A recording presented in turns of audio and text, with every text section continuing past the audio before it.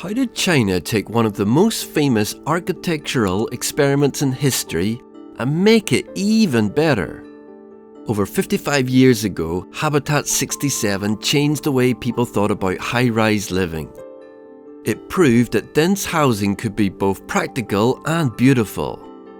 Now, over 10,000 kilometers away by the Bohai Sea, China has built a bigger, more advanced version, one that takes the original vision to the next level.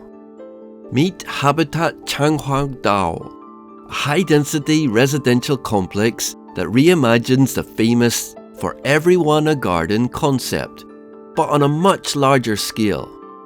With over 40 acres of green space, sky bridges and massive private terraces, it aims to fix what Habitat 67 couldn't. So, how was it designed? And what makes it better than the original? Let's take a look. Before we stack up in the details of Habitat Changhuangdao, make sure to build up your subscription for more architectural masterpieces and mega projects. But before we get to the new Habitat Changhuangdao, let's talk about what inspired it. Habitat 67. This old building became an architectural icon that changed the way people thought about high-density living. Back in 1967, Montreal hosted the World Expo, which was a massive international exhibition that year to flaunt innovations in technology, culture and architecture. Among the pavilions was Habitat 67, which was designed by young and ambitious Moshe Safdie. He was just 25 years old when he created this incredible project, which was originally based on his master's thesis at McGill University.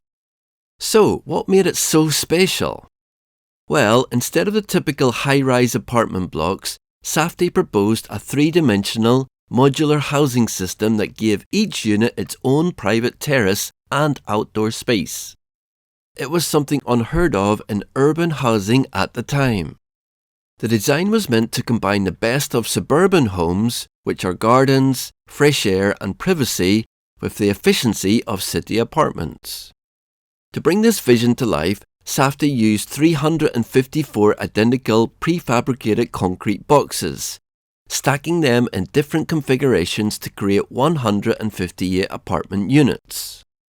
The building was designed to feel open and airy, with plenty of natural light, cross-ventilation and green space, all things you don't usually get in a crowded city. Each apartment was made up of 1 to 8 modules, giving residents different layouts and sizes. But no matter the size, each unit had a private outdoor terrace, made possible by the stepped, offset arrangement of the concrete blocks. This design allowed for multiple open-air corridors, pathways and public spaces. This way, he managed to design a true vertical community. Another big innovation was the precast concrete construction. The individual housing units were built on site using massive molds, fitted with plumbing, wiring and insulation, and then lifted into place with cranes. This method was meant to speed up construction and lower costs, but in reality, the project ended up being very expensive. At the time, Habitat 67 was considered a revolutionary concept. It challenged the way cities were being built and showed that high-density living did not have to mean small, cramped apartments. It also became one of the most famous examples of brutalist architecture, with its raw concrete aesthetic and geometric form. But despite its bold vision, Habitat 67 had its flaws. The project was originally planned to include 1,200 units, making it a model for affordable housing. But due to high construction costs, only 158 units were built, and instead of being low-cost housing, it became a luxury residential complex. Still, its influence never faded. Over the years, architects have referenced and revisited Safdie's ideas, trying to make them more practical for large-scale urban housing. And that's where Habitat Changhuangdao comes in. More than 50 years later, Safdie architects took the same "for everyone a garden" philosophy and applied it to a massive new residential project in China. But this time, they built it at a much bigger scale while keeping the same key principles, which are natural light, ventilation, greenery, and community spaces. So, how does the new Habitat Shanghao Dao compare to the original? Let's take a look. Welcome to Habitat Shanghao Dao. This is not a simple replica of Habitat 67. It is a modern reimagining of its principles built for a growing Chinese city. More space, more people, more nature, and way more impressive engineering.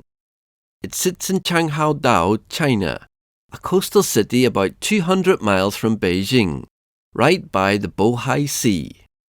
Instead of a single housing block like in Montreal, this project is made up of multiple 16-story buildings, all stacked, staggered, and interconnected to create a three-dimensional neighborhood. One of the biggest challenges of city housing is density, or fitting a lot of people into a limited space without making it feel like a concrete jungle. Habitat Shanghao Dao solves this by stacking units in a way that keeps everything open, bright, and connected to nature. Unlike the 12-story Habitat 67, this one goes higher, reaching 16 stories per block.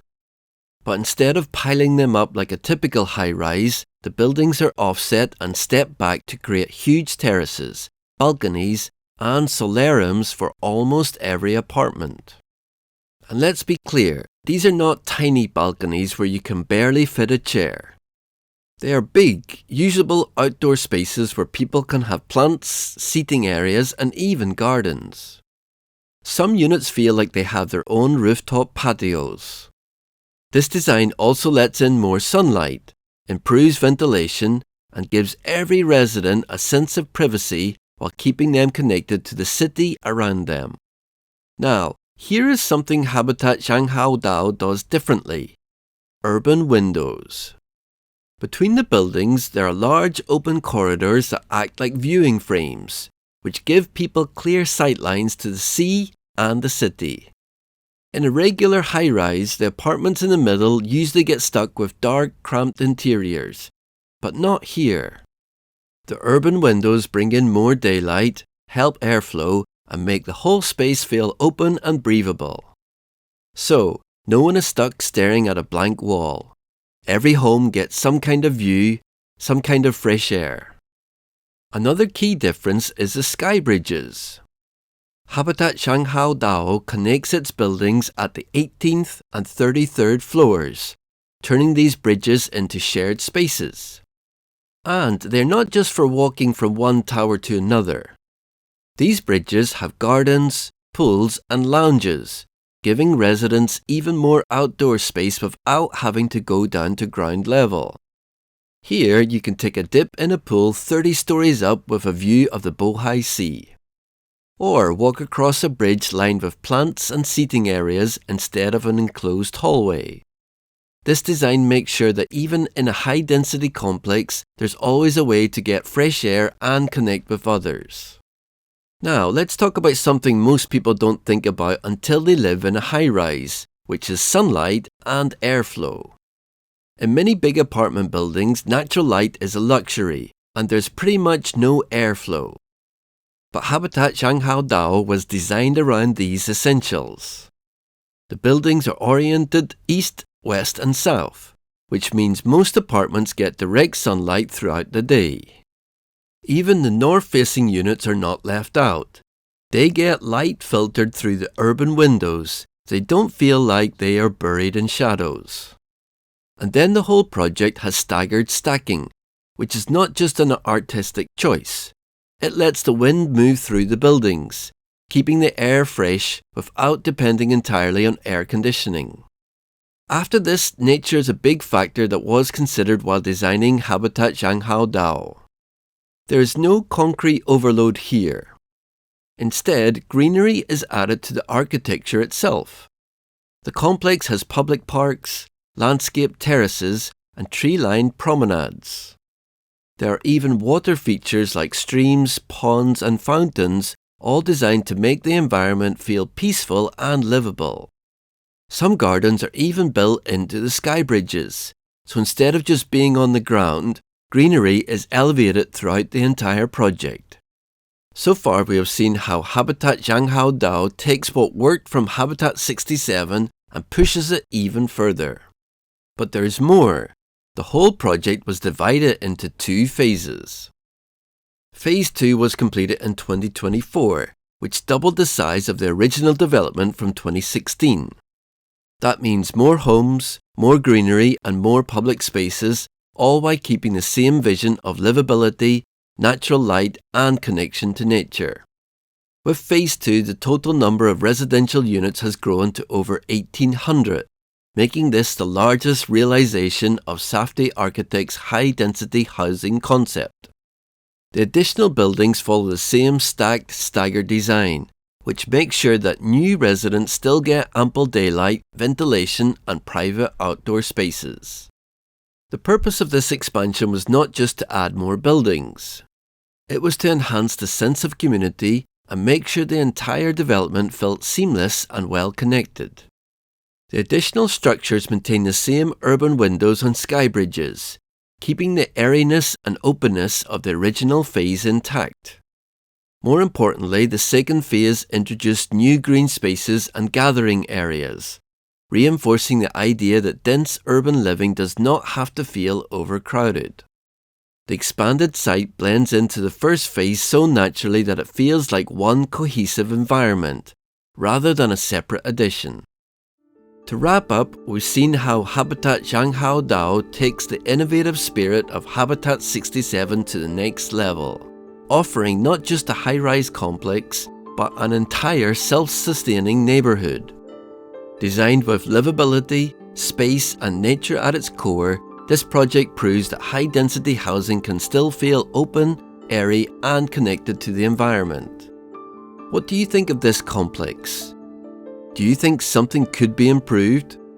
Let us know your thoughts in the comments below. If you enjoyed this video, don't forget to hit the like and subscribe buttons. There's more architecture, design and smart city planning content coming your way. Thanks for watching and see you in the next one.